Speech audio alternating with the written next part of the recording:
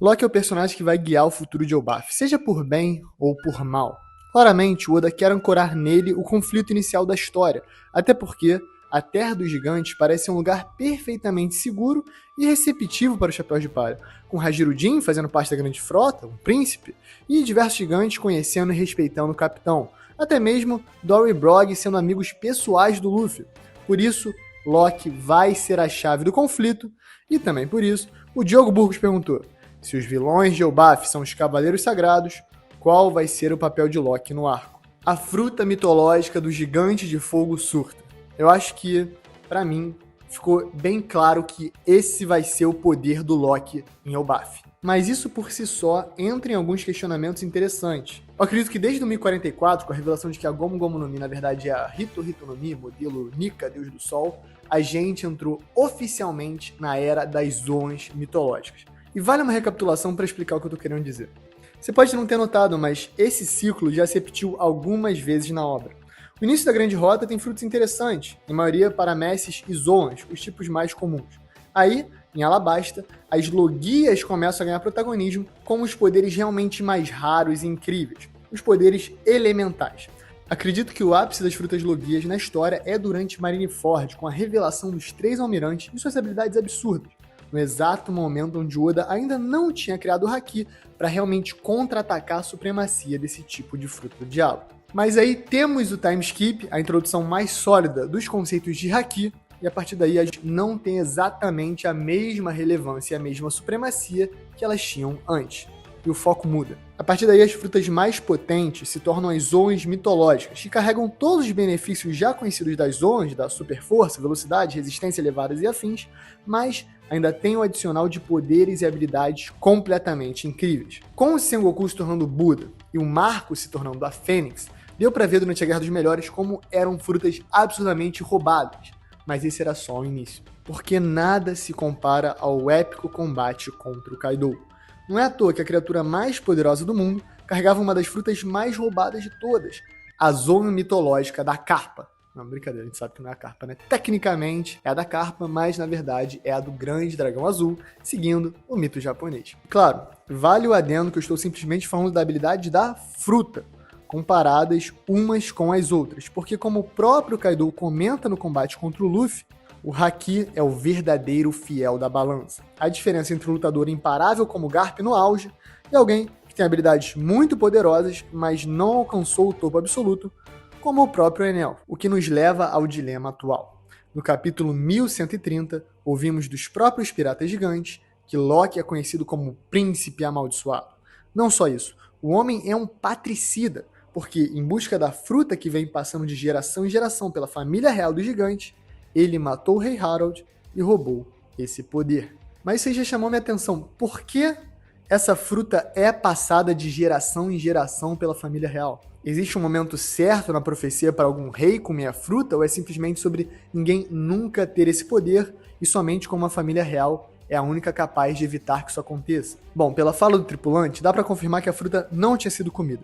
E assim como o Barba Negra, o Loki matou o dono e tomou ela para si. Agora, por que eu dei essa volta toda? Tem um motivo. Eu quero deixar claro que a resposta para sua pergunta está na fruta. O papel de Loki está intimamente conectado com o que essa fruta lendária faz. Porque ele virou pro Luffy e disse claramente que ele é o deus do sol e que ele vai trazer a destruição de Elbaf. E eu trouxe algum tempo atrás um vídeo onde eu falava mais profundamente sobre como eu acreditava que em Elbaf nós seríamos introduzidos à fruta mitológica do humano, modelo Surtur, o gigante de fogo. Antes eu achava que ia ser o próprio Garlin que ia ter essa habilidade, porque ele ia ser o novo Gorosei, e também eu imaginava que ele ia partir para o Elbaf mais cedo ou mais tarde, ter algum confronto contra o Shanks, contra o Luffy, enfim, ter uma relevância absurda na história.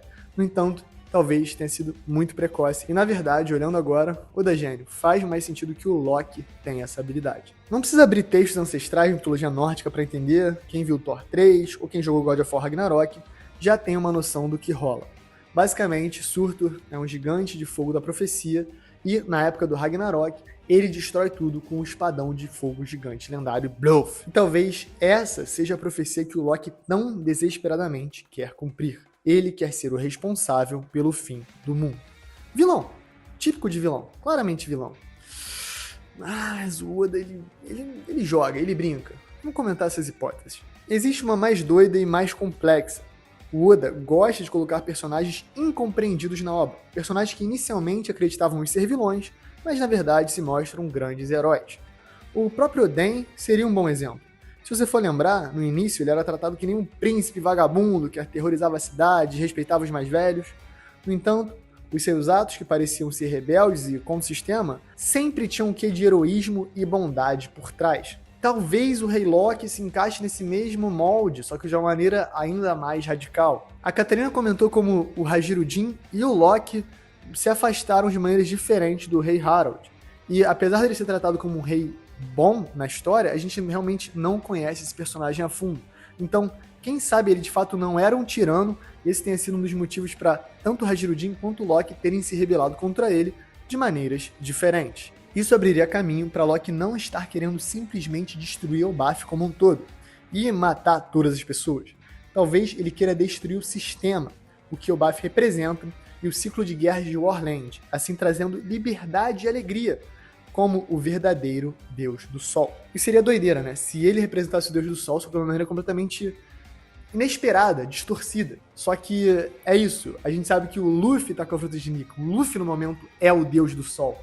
Então, esse conflito é inevitável, porque essa cidade é pequena demais para 2 Nikas, Deus do Sol. Por enquanto, a gente está no momento em que tudo aponta para o Loki ser um antagonista, ou no mínimo, uma força de caos absoluto no mangá. Mas mais caótico que ele, talvez só o Luffy, que certamente vai acabar libertando o príncipe, seja de propósito ou por acidente. Isso também pode ser o começo da jornada de Luffy para entender o que significa ser o Deus do Sol e se libertar completamente das amarras dos seus poderes, se tornando mais livre ainda. O Oda disse recentemente, quando perguntaram sobre como é que o Luffy no modo Nika consegue tirar balde do cabelo, óculos, consegue fazer taco de beisebol, consegue pintar de tinta, como é que isso acontece? E o Oda foi sucinto, ele falou, esse é o início da fantasia de Nika. Para mim, ficou mais óbvio ainda a obviedade prévia. O Luffy consegue alterar a realidade a partir da sua imaginação. Ele consegue criar a matéria do nada, algo que fisicamente seria impossível contra todas as leis que conhecemos atualmente. Justamente por isso, ele entender o seu papel de Deus do Sol é tão importante, porque talvez se ele compreender exatamente o quão longe os poderes dele vão, ele vai conseguir ainda mais elevar o seu nível de poder de uma maneira que faz sentido no sistema de poder da própria obra, porque estabeleceu, o Luffy tem o poder de fazer o que ele quiser. Entendendo que ele pode fazer isso, ele pode fazer o que ele quiser, até ganhar do Imu. Enfim, por enquanto, é isso que eu sei sobre o Loki. Eu queria falar um pouco mais a fundo dessa ideia da fantasia de Nika, mas eu vou segurar um pouco. Fala galera, olha aqui. Eu sou o Derek, respondi de palha, eu sei. Tem muita coisa ainda pra gente falar. Vai ser interessante, segura. Mas antes quero falar que a gente não entrou no top 3 de Best, lutamos muito, mas realmente. Peter do Nerd, Gaveta e nosso querido amigo Evandro. Cara, os 3 são gigantes, são inspirações maravilhosas e se for pra perder, que seja pra essas pessoas incríveis e maravilhosas, a gente vai estar sempre apoiando muito o Evandro. Mas calma que temos mais notícias aí sobre isso, quem sabe no futuro, vamos ver. No entanto, a gente não vai desistir, ano que vem tem mais, vamos ver o que vai ser. E a gente quer, acima de tudo, agradecer por todo mundo que votou. Isso não foi um voto desperdiçado, isso na verdade foi um momento que a gente tem pra sempre junto. Você votou na gente, então muito, muito, muito obrigado. Quem não votou também, quem tá só vendo o vídeo, quem teve preguiça, cara, relaxado, valeu, gente, obrigado, tamo junto. É tudo um grande privilégio. Então, se puder, deixa o like, se inscreve, mostra pro YouTube. A gente vale a pena. E, Alanzito, sem mais delongas, vamos pro vídeo.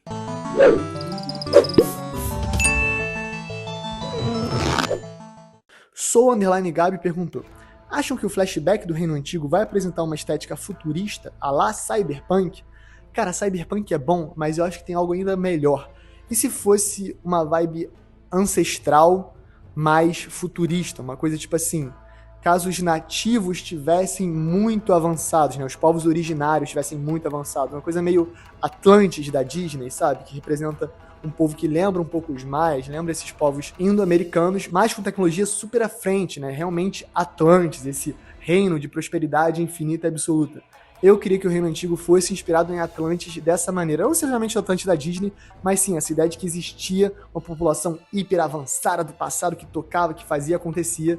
e que fosse inspirada nos nativos, porque na própria história o Oda bota o Dragon claramente para ter inspirações em nativos americanos da América do Norte. Eu acho que isso ia ser muito irado. Então sim, uma vibe cyberpunk ia ser massa, ia ser absurda. Mas se fosse essa vibe ainda, uma coisa nativa e avançada, putz, eu acho que isso ia ser o ápice, o cume, o hype do hype. Espero que o Reino Antigo seja essa pegada. E, pô, o papel do Dragon ficaria ainda mais interessante. Guilherme Delarne Alves, 257, perguntou: acha que o Luffy tem o poder de transmitir sua força para seus Nakamas? Com a Belo Bet? Pô, Guilherme, não fala isso não, cara. Eu ainda tenho trauma da guerra ninja do Naruto dando a mão pra todo mundo virando Kyuubi. Acho uma coisa paia, mas é possível, né? Ele consegue inspirar as pessoas. O Mihawk falou durante a Guerra dos Melhores que o maior poder do Luffy é conseguir trazer todo mundo pro seu lado. A gente já viu a Bonica, né? Só que a Bonica tem uma habilidade específica que torna possível isso, né? Não é simplesmente o Luffy pegando na mão dela e transformando ela em Nika. Vamos ver, eu acho que é um pouco polêmico, sim, porque, pô, se tiver Nami nicado, Sop nicado e tal... Então, cara, é One Piece, pode acontecer e pode ser muito maneiro, como tantas coisas que eu achei que ia dar ruim, mas deu bom. Exausta perguntou, será que o visual de Imu, na verdade, é esse borrão preto? Como se fosse a personificação do vazio? Cara, essa é uma ideia válida. Até porque o Umibozu, o yokai que representa o oceano, essa ideia de vazio absoluto no folclore japonês, sempre é apontado como a possível origem dos poderes insanos de Imu. Inclusive, o Vitor Wembanyama, um francês de 2,34 m da NBA, uma das maiores promessas, fiquem de olho nele, é um super otaku e ele foi pro jogo vestido de sem rosto. Passa o clipe aí também, Alanzito. Imagina trombar com esse cidadão no metrô. Eu daria um abraço. Enfim, durante os capítulos entre o Sabo e o Rei Cobra, dá pra ver que em certo momento o Sabo lança um ataque e Imu se transforma numa criatura meio dragonesca, meio salamandra ali e come o fogo do Sabo. Tem também o característico rabo de seta, né, pontudo, que ele usa pra atravessar o Rei Cobra e o Sabo. Então eu acho que, na verdade, como o Oda é viciado em silhueta preta, o homem não tem um episódio, um capítulo que não larga uma silhueta ali suspeita. Eu acho que, na verdade, vai ter sim uma forma a ser revelada, vai ter sim um poder específico de Imu. Leonardo Hicks perguntou: Vista daria trabalho em um duelo contra Zoro? Muito. E eu amo a ideia de quanto mais habilidosos os espadachins são, mais rápido é o combate. O duelo final do filme Sanjuro, de 1962, dirigido pelo lendário Akira Kurosawa, traz exatamente essa ideia. 2 samurais se enfrentando, com muita habilidade, quando em 1 segundo o combate se resolve com um golpe rápido e fatal. Detalhe que esse splash, né, de sangue, na verdade foi um acidente técnico. A ideia era só passar ali na bolsa de sangue falso e sair um sanguinho. Só que eles cortaram no meio e, pum, explodiu a bolsa. Só que o Kurosawa percebeu que ficou tão bom que ele simplesmente deixou. E, cara, a partir daí, isso influenciou para sempre vários filmes, animes, séries, porque é simplesmente muito icônico. Então, se você vê um splash de sangue absurdo, pode ter certeza que essa cena fez muita diferença. E One Piece ter uma representação assim, pra mim seria maravilhoso. Eu ia amar ver o Zoro enfrentando um oponente de alto calibre em 1 segundo, a luta se decidindo. Tem que tirar essa ideia de que pra uma luta ser difícil, ela tem que durar 3, 4, 5, 10 capítulos. O próprio Oda bota isso quando bota Kuzan contra Sakazuki durando 11 dias. E por mais hype que isso seja, eu gosto também das lutas que se resolvem em 1 segundo, porque os dois personagens são tão letais que 1 segundo é suficiente pra acabar com uma vida. Então assim, eu sei que talvez muita gente não gostaria, mas eu ia amar acompanhar o Zoro desafiando esses espadachins e tendo essas lutas super rápidas. Claro que ele não precisa matar o Vista, mas se em 1 segundo ele mostrasse a sua superioridade na arte da espada, seria extremamente foda. Me conta aí embaixo, você curtiria uma luta de espadachim one shot ou não? Comenta aí, por favor. Thiago Monteiro 06, ainda existe alguma chance do Chapéu de Palha irem pra Lua? Cara, tem, mas não muito. A gente sabe que tem coisa na Lua, a gente sabe que tem automata, que tem os painéis, tem toda uma cidade ali chamada de Birka, a gente sabe que o Enel tá querendo voltar, mas ele tá lá preso desde a história de capa de mais de 15 anos atrás. No entanto, cara, é One Piece, pode dar uma knock-up stream universal, pode ter alguma loucura, o Sunny pode virar um robô e sair voando, tudo pode acontecer, e a Lua é uma possibilidade real. No entanto, eu botaria aí em 10%, menos que 5%, talvez. Então, galera, esse foi o vídeo, esse foi o Chapéu de Palha, comenta se você curtiu, deixa o like, se inscreve. Tamo junto, um beijo, um queijo e valeu!